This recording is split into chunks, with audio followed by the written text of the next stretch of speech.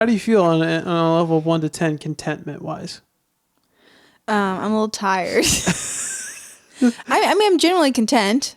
I'm probably 6 or 7. 6 or 7 on the contentment? Yeah. Okay, what's wrong? Oh, I mean, I'm a little hungry. My avocado toast is browning out in the kitchen. That's right. We got this podcast going in the middle of your lunch. I know. It's all good. Yeah. It's great. Yeah. Thanks for telling me. We should open the podcast up like that. You're like, how are you feeling today? Generally, I'm pretty content. Okay. I'm protected from the chemtrails. I'm inside. It's all nice. good. I'm an 8 out of 10. Content Really? Yeah. That's like a record. I would be a 10 out of 10, but my wife didn't ask me what my contentment levels were, and I asked her, and so I followed her.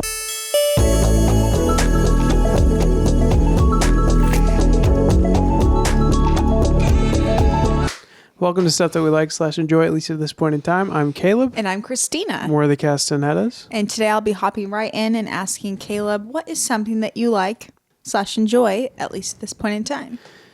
Something I like / enjoy is the topic of contentment.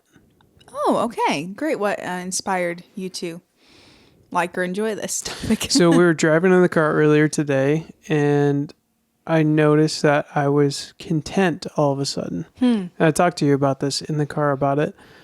We had just gotten back from a hike, and we're on our way back. I had gotten a Celsius energy drink, which aren't great for you, but I wanted the caffeine. Tastes great. You had a peach. You love peaches. You were eating yours. I was driving home, and we were listening to some music, and I was drinking my Celsius, and all of a sudden I realized I was pretty content with life. You know? And that's not usually a feeling that I live in. Yeah. I feel like most of America doesn't live in that feeling. Most of the world. And so I just thought I'd try to sum up what I think contentment is and how we can live more in it. Specifically because I think it'll help me live more in contentment. That's good. So I guess the question I'm asking today is, how do we live a contented lifestyle? I like that. So, starting off, Webster's dictionary defines contentment as a state of happiness and satisfaction. Would you agree? Happiness and satisfaction. Yeah. Yeah. Because, I mean, I don't know that one could be I guess you could be satisfied in a vindictive way. Like, Like, I won the war. I don't know. I got back at somebody. yeah. But I feel like contentment does equate enjoyment or happiness to that as well. So I feel like that's a good way to describe it. Okay. So, aptly described Webster there. got it right. So, a little bit of the history of the, not discovery of contentment, but at least the time that somebody realized contentment was a thing and started thinking about what it was. The Stoics in 300 BC considered contentment central to their philosophy. So thinkers like Seneca and Marcus Aurelius taught that true contentment comes from accepting what you can't control. Early Christian thinkers like Augustine and later Thomas Aquinas, is that how you say his name? Aquinas? Aquinas? Thomas Aquinas? I feel like Aquinas is right. It's Aquinas. I don't know. Anyways, they emphasize that contentment must be grounded in God, not in worldly achievements. Yeah. And I subscribe largely to that idea. So a couple facts about contentment. Contentment is linked to lower levels of depression and anxiety, according to a study published in the Journal of Positive Psychology. People who report higher levels of contentment also tend to have better emotional regulation and lower levels of psychological stress. Wow. Did you say less inflammation? No. Better emotional regulation. Regulation, okay. Probably less inflammation too, Probably. due to lower levels of stress. Wow. Better emotional regulation. Lower levels of psychological stress. Another fact is that gratitude and contentment are neurologically connected. Practicing gratitude activates the brain's medial prefrontal cortex associated with moral cognition and decision making. So this brain activity fosters contentment by reducing stress and enhancing emotional resilience. There's another study they did at Berkeley. Nice. The Bible, now we get into a little bit of the Bible, emphasizes that contentment is learned. So it's not natural. Paul says in Philippians 4, verses 11 through 12, I have learned to be content, whatever the circumstance. The Greek word used for learned here is amethen, and it implies personal experience. So not a divine download of how to be content. Right. But like through experiential learning and a choice almost in part. Exactly. Another fact is that chronic discontentment, so we're heading the opposite direction here, is tied to materialism and FOMO. Psychological research shows that people who constantly compare themselves to others, especially on social media, are significantly more likely to experience chronic dissatisfaction and depressive symptoms. Yeah. Huh. I can totally see that. I have some friends who they don't read anything on the news. They're not on like social media at all. And so one would say they're unaware of what's really going on in the world other than their small bubble. But I do find that they are a little bit less stressed and more content with the world. Yeah. So I feel like you can get a little too carried away in the sense of, I think it's good to be aware of something is going on in life and not live, in a bubble of just everything's all good. But I do feel that we are continually making ourselves more discontent by just being aware of all the things wrong in the world and all the things that we don't have that we could have. Yeah. Like you've never thought of having a jet ski, and then you watch when your friends go on a vacation and they rent a jet ski. I should have a jet ski. I should have a jet ski, and I'm really sad I don't have a jet ski. I need the jet ski. Yeah. I think largely it's linked to comparison, jealousy, envy, things like that, and seeing other people, like you said, on social media, or having the ability to see other people with more expensive things has increased over the last 20 years or however long the internet's been around. And so you're able to be jealous more easily now of other people's lifestyles.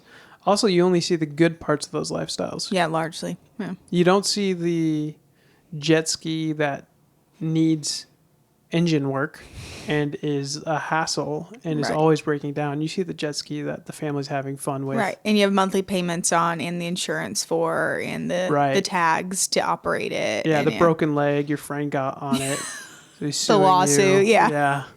That's true. Yeah. I feel like maybe, just guessing, 50, 100 years ago, people were likely more content than they are now. I do know for a fact they were. I just don't know the exact markers for that.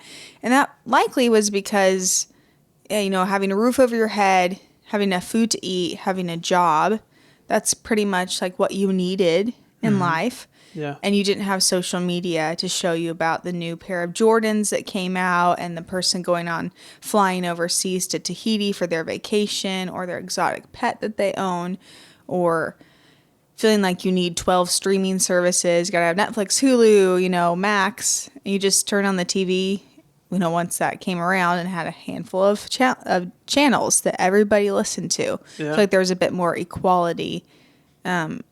Obviously, people had maybe nicer houses than you or things like that. But I feel like the level of contentment was much lower. Yeah. You bring up an interesting point, which is we see a lot more advertisement of things that we don't have these days because and being content was probably linked to not seeing those things constantly because you had what you had. Yeah. And your neighbors maybe had a nicer horse, but you didn't see advertisements for the newest Jordans. I think advertising is a serious kind of trigger. Yeah. To dissatisfaction and being not content. Yeah, it's a promise of almost contentment if you have this item. Once I get that. If you open up that can of Coca-Cola and drink it, then you'll be content. It's idealized in a commercial or, Yeah, because we're our brains are wired to see something and imagine, automatically, subconsciously imagine having that and the lifestyle you'd have with that. I don't think our brains were ever meant for the cereal advertising that's going on today. Yeah. And everything that we see on a billboard, and also like commercials and stuff that they're putting on Netflix and Hulu now. Yeah. I just don't think our brains were wired to do that, to Right. see all of that. Yeah. Or even the added pressure of how things need to be bigger and greater. Like imagine like our parents, the age they were in high school, say your dad asks your mom to the prom, he might have just asked her, hey, do you want to go to prom Yeah. with me? Yeah. And now it's like the level of a high class engagement production of a promposal. And, you know, your boyfriend might ask you to prom, but you're disappointed because he didn't do it with 2 different camera angles and the flowers and the fireworks that you can post on social media. Therefore, like, you're not as content going to prom because you didn't get like this amazing ask to go. Yeah. It sets high expectations. Yeah. Absolutely. That's perpetuated by social media. Like that's one of the primary reasons for it. Yeah. Yeah. Exactly. So we've established that chronic discontentment is tied to materialism, FOMO, social media. How can we, some facts about how we can get a little bit better about that? Actually, let me say that differently. Another fact about contentment is that spiritual disciplines like prayer and fasting increase contentment. Research on contemplative prayer also has shown increases in emotional regulation and satisfaction with life, both key components of biblical contentment. Okay. Fasting and prayer leads to you being more content. Yeah, this comes from the Journal of Religion and Health, a 2018 study. Cool. And some other studies also show that gratitude, like we were saying, being grateful for things earlier, or gratitude is linked to contentment. Gratitude increases contentment. Regular gratitude and journaling, specifically gratitude journaling, can raise long-term happiness levels by over 10%. Wow. So happiness meaning contentment levels Right. by 10%, which is a learning curve. Yeah. That's a lot of contentment. That's cool. I mean, that's a specific action that anybody can do, no matter their life circumstance, is daily write down some things they're thankful for. Yeah. And that could even be that they woke up that morning and they have legs that work. Yeah. So it's interesting. Your life doesn't have to be going good to have a gratitude journal. Right. And everybody tells you to practice gratitude and practice gratefulness. Thank the Lord for what you have. And we do a little bit of that every day just with the practice that we have. But nobody takes it seriously. Yeah. But if you told somebody your contentment and happiness is dependent upon how grateful you are for your life and things you have in it, I think that might change somebody's mind around how they practice gratefulness, Yeah. gratitude. Huh. Yeah, I think that I've seen stories of people who are, like, they lost their legs in a motorcycle accident or they're paraplegic or something, but they are very thankful for their lives and they're some of the most content people. Yeah. And I think it's because they've made a choice and they practice to be content, or else you would just be depressed for who you are, and they realize what's really valuable in life. Yeah, there's also people, I'd say, in a similar category that have attempted suicide and failed. Like this attempt went through, but they lived. People jump off of bridges, cut their wrists, whatever it is. That those people are typically more thankful for their lives than people who haven't gone through something like that, Right. because they realize or they live their life with a greater magnitude of gratitude, I guess you could say. Yeah, because they survived. Or people with near-death experiences as well. Yeah. Yeah. I guess the higher the stakes of the situation, the more grateful you are to be Right, alive. exactly. Yeah. Huh, I love that. So some practical advice on how to practice gratitude and living in a more content lifestyle. In order to get into this practical advice, I think I'd like to read Philippians 4, verse 10 through 13. Great. Because this is what I personally believe is the key to unlocking more contentment and gratitude in your life. So this is from the Apostle Paul, his letter to the Christian church in Philippi. He says, I rejoice greatly in the Lord that at last you renewed your concern for me, Indeed, you were concerned, but you had no opportunity to show it. I'm not saying this because I am in need, for I have learned to be content, whatever the circumstances.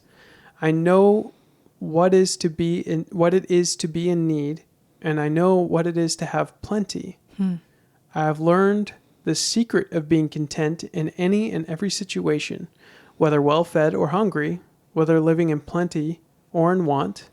I can do all this through him who gives me strength. So Paul says it at the end here.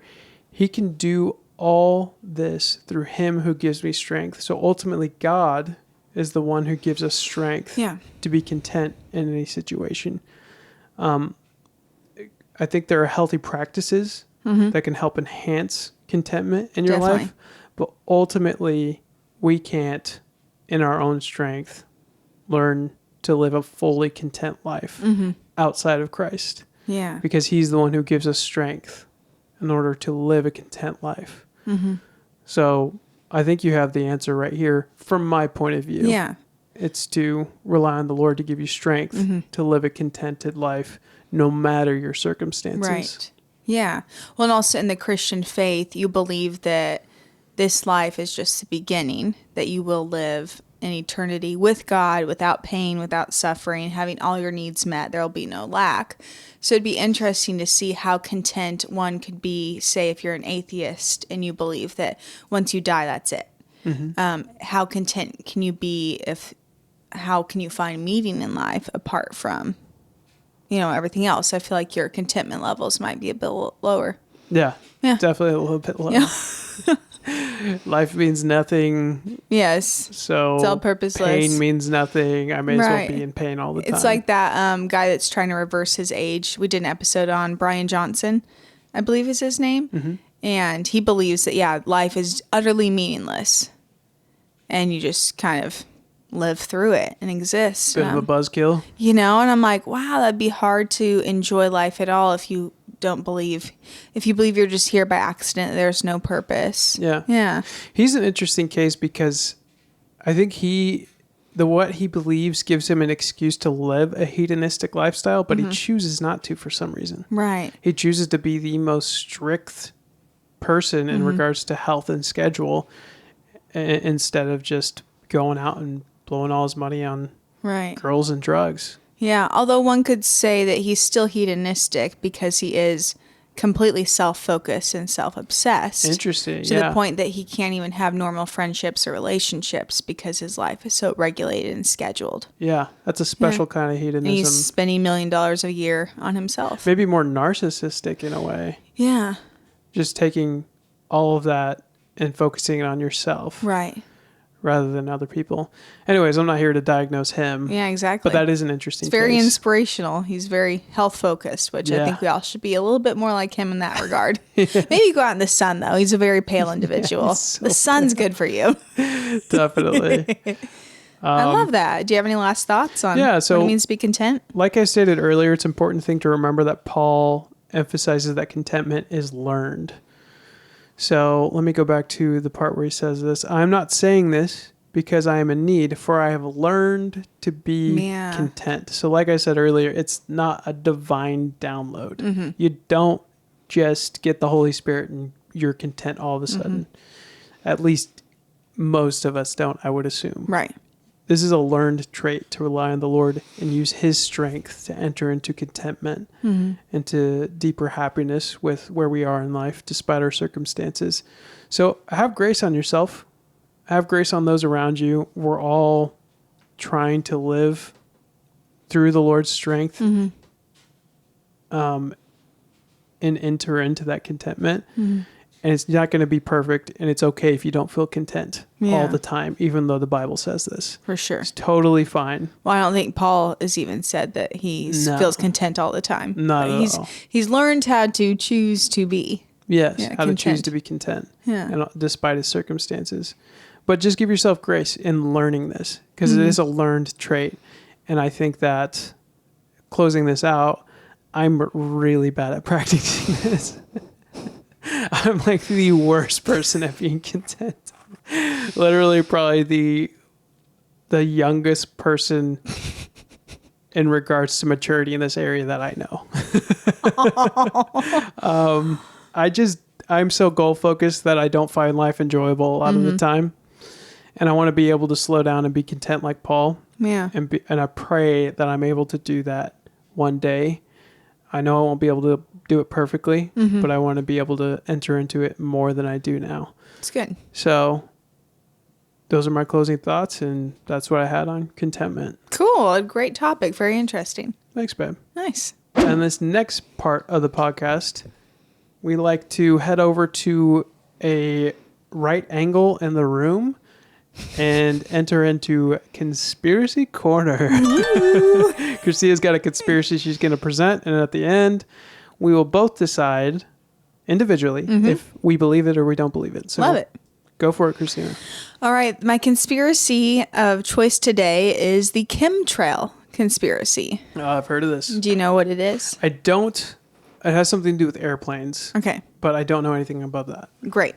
So the claim is that the visible trails left in the sky behind airplanes as they fly by, which many believe to be contrails, which is condensation trails, are actually chemical trails or biological agents that are deliberately being sprayed by the U.S. government or other organizations for nefarious purposes. And the alleged purpose of these chemtrails range in belief from being to manipulate the weather, for population control, mind control, or spreading diseases. So the question that I'll ask at the beginning and then we'll answer again at the end is, do you think the U.S. government or other agencies are using chemtrails to control the American weather systems and population? Okay. All right, so I'm going to give you a little bit of the case for the claim, and you can pop in with your thoughts and questions as I go through this. So the earliest roots of the chemtrail theory, which I'll give a little bit of explanation of what a chemtrail is. So a contrail, which is a condensation trail, is what follows behind an airplane, and that is water vapor and exhaust condensing into ice crystals at very high altitudes. So it's kind of forming a little bit of like a cloud. It's just kind of frozen material from exhaust. Just how you can see exhaust coming out like a diesel truck as it drives by. Imagine that just a couple thousand feet up into the sky and then freezing. Okay, could you say what it is one more time? It's forming ice crystals somehow? Yeah, so it's water vapor and exhaust condensing into ice crystals. Because of the altitude? Because of the altitude, Okay. Yeah, so it does it immediately. Kind of like Gotcha. when it's really cold outside and you go and you can see your breath. Yeah, It's that idea, but with exhaust. but with exhaust Okay. and just the heat coming off of engines, things like that up in the sky. Got it. So proponents of the chemtrail believe that it's not a contrail, which is a condensation trail. It's a chemical kind of cloud or gas that you're seeing up in the air. So the case for this claim finds its earliest roots in the 1940s to 1970s. It draws on real historical programs in the U.S. that were called Project Cirrus and Operation Popeye, where the U.S. military experimented with weather modification, such as cloud seeding, where you can put chemicals up into the clouds and it helps it rain. These declassified programs lent credibility to the idea that the government could manipulate the atmosphere, which is a real thing. There's a program called HARP, where they do actually seed clouds in, like, I believe, California to help it rain, to help prevent droughts. Wow. So the chemtrail theory emerged in the mid-1990s, largely in the U.S., due to a period of growing distrust in the government and institutions, which we have seen in many of the conspiracy theories we've covered in this season, like the moon landing hoax and things like that. The 1990s saw heightened paranoia in government overreach, such as events like the Waco siege, where they took out that occult, and then the Oklahoma City bombing, believing that the government perhaps, overreached or did something, not for the good of certain people.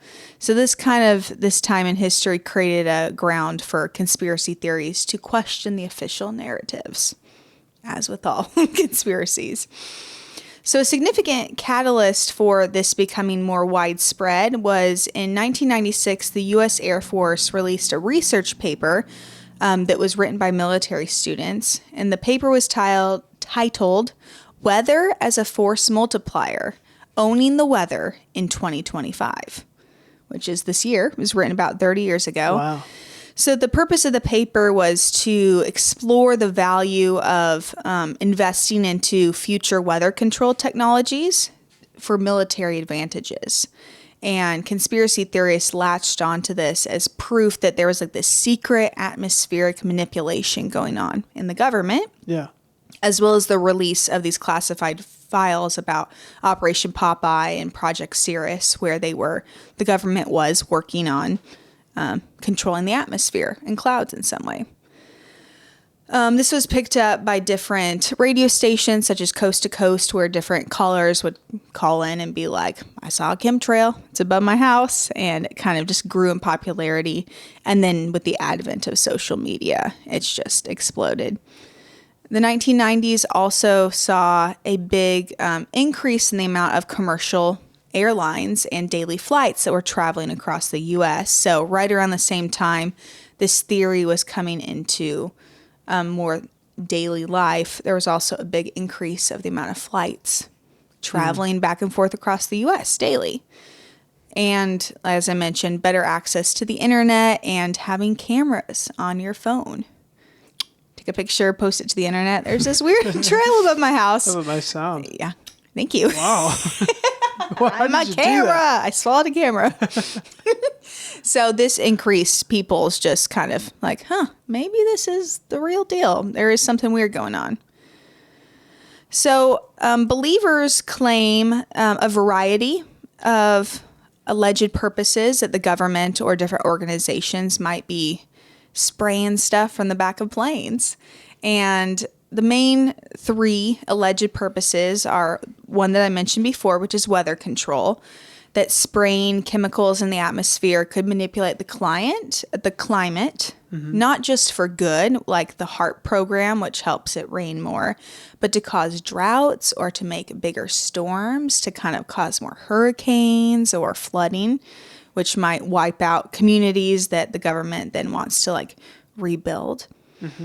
Population control is the second big theory, that the release of toxins or maybe sterilizing agents in certain regions could reduce global population, either in the U.S. or around the world, and weaken immune systems so that people are more compliant and reliant on healthcare and medication. And then the third purpose is distributing psychoactive substances to influence the behavior or thought processes of the population. So Interesting. a subtle form of mind control, Yeah. one might say. It's not working very well. Well, I don't know. There's some really wacko people out there.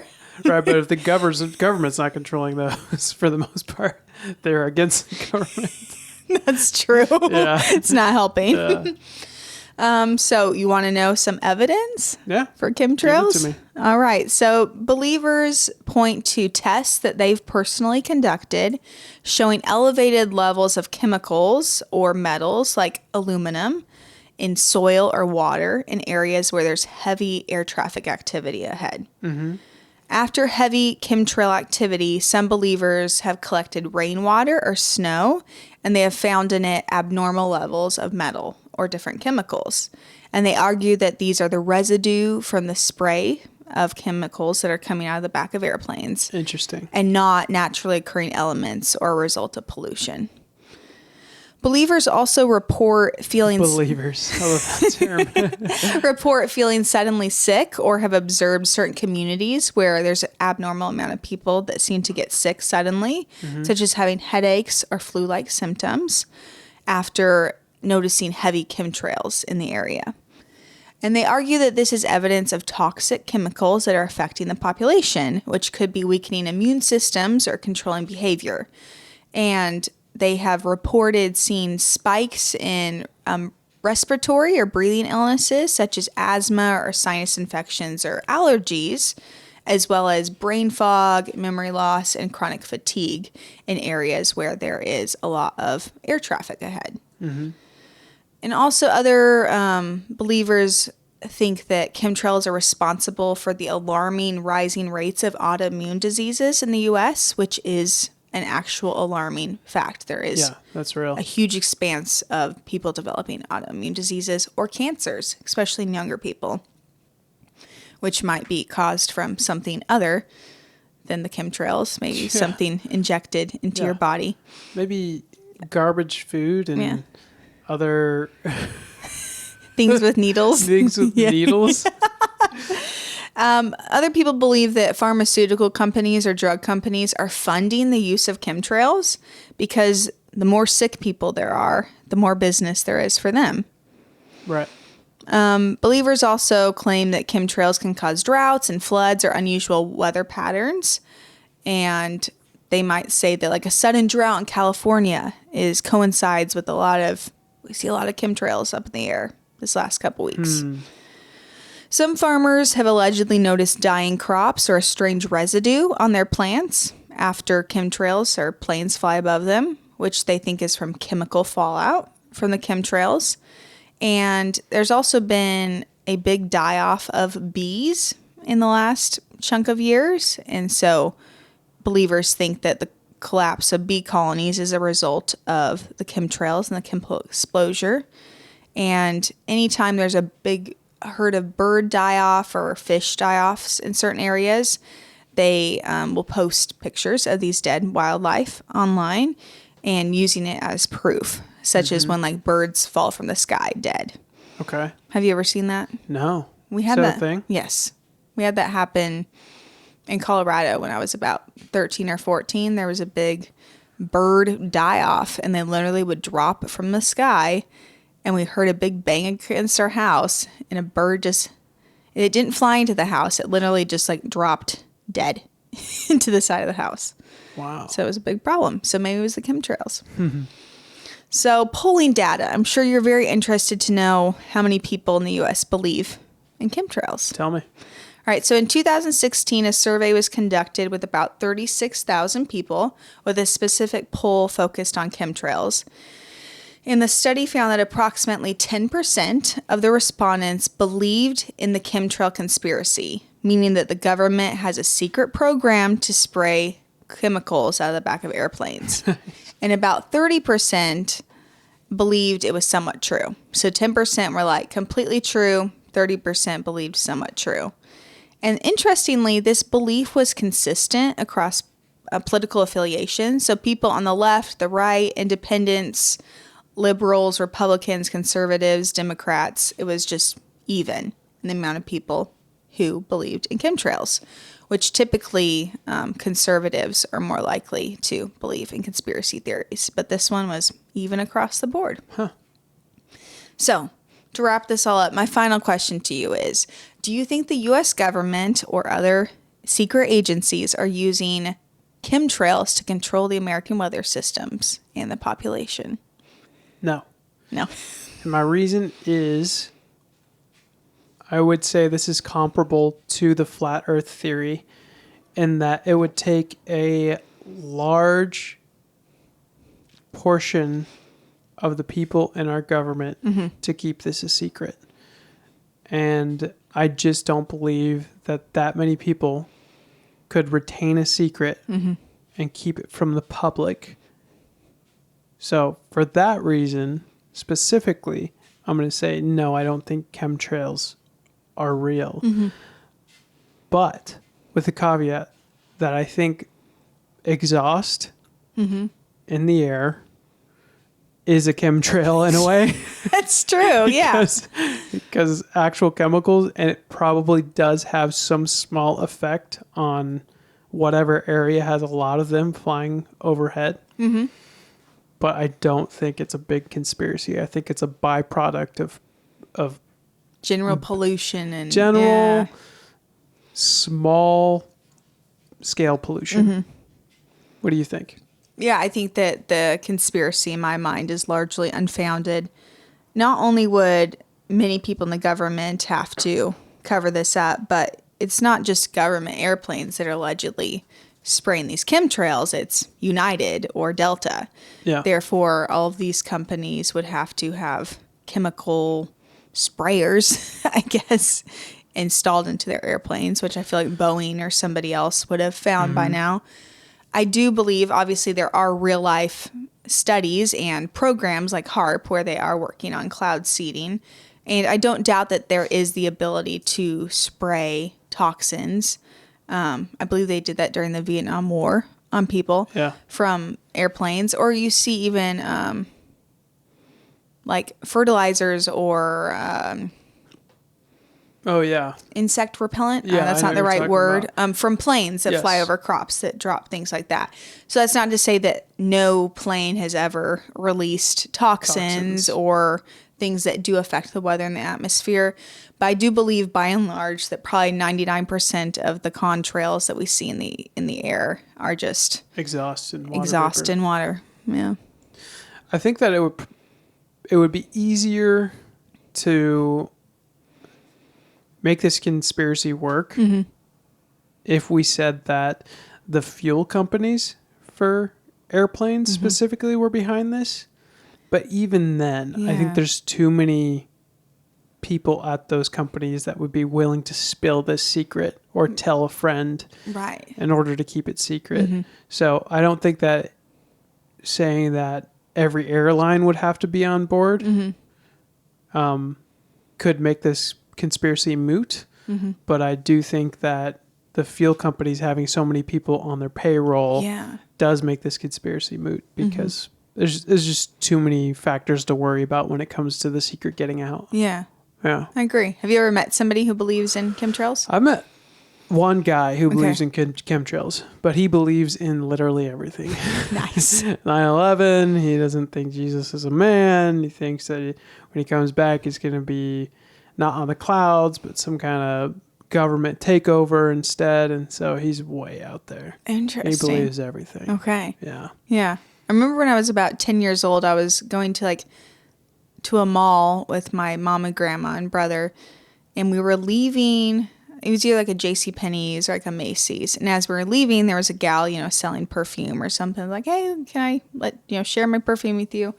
And then she just started talking to us about chemtrails, like extensively. I was very stressed and worried about them. And I kind of just kept walking away. And then my mom started walking away. And then my grandma preached the gospel to her. I don't know how that ended. Hopefully well. But they're out there and they're very worried. They're super worried. So I do feel that there is some validity to people believing in chemtrails beyond with flat earthers. I don't feel like there's much validity to it, but I do understand why people believe in chemtrails. Yeah. Because of HARP and other governmental programs and there being exhaust and crop spreaders and things like that. So I don't feel like it is as far out of a conspiracy as some of the others we've talked about. So I have a bit more understanding for those who believe in it. Yeah. It's tough with conspiracies because I'm so against fear-mongering. And I'm so against people who like to incentivize fear-mongering. But that's what you're doing when you're saying there's a conspiracy out there that nobody's paying attention to that's very real. Yes. And you need to be worried about it. So I don't want to err on the side of being too cynical about chemtrails. Yeah. But typically when a conspiracy has been true and it's come out years later, it's either A, nobody saw it, or B, some people saw it and they actually had facts instead of feelings behind it. Yeah. I feel like that lady you're describing who was talking to you and your mom and grandma was really worried. Very, and she was trying to warn us. She's trying to pass that on. Yeah. She's like, hey, you should be worried about this. I don't want somebody to say, hey, you should be worried about this. I want somebody to say, hey, here's the facts of something that's happening. What do you think? Is that a good thing or a bad thing? I feel like I would be more easily convinced by these conspiracies if it was less emotional and less fear-based. Yeah. I feel like that's what a lot of these conspiracies are. Obviously, they wouldn't be conspiracies if they had a lot of facts behind them. Right. But I just feel like people lose me in their presentation of conspiracies a lot of the time, like that lady. Yeah. Same. Cool. Well, good thoughts. All right. Well, on this next part of the podcast, we like to move on to what we call myth busting. It's myth time. Myth time. Okay. Myth time where we bust some myths. Boom. So, Caleb, do you have any myths related to your topic of contentment? Yeah, I do. So everybody at some point has said or thought, if I just get blank, I'll finally be content. Yeah. The truth is that studies show external achievements only boost happiness temporarily. Contentment is more tied to perspective than possessions Okay. or achievements. Contentment is tied to perspective Yes. rather than actual tangible things. So I'm debunking the thought that we all have, which is if I just get blank, Yeah. I'll be content. It's all about perspective, baby. All right. Gotta have that perspective. All right. Do you have it? Do I have that perspective? Yeah. At times, unless I'm like, I want that and I don't have it. Oh, that's sad. I've got it. You I just want you said to have you're it one so of the bad. most discontent people you know. That was forever ago.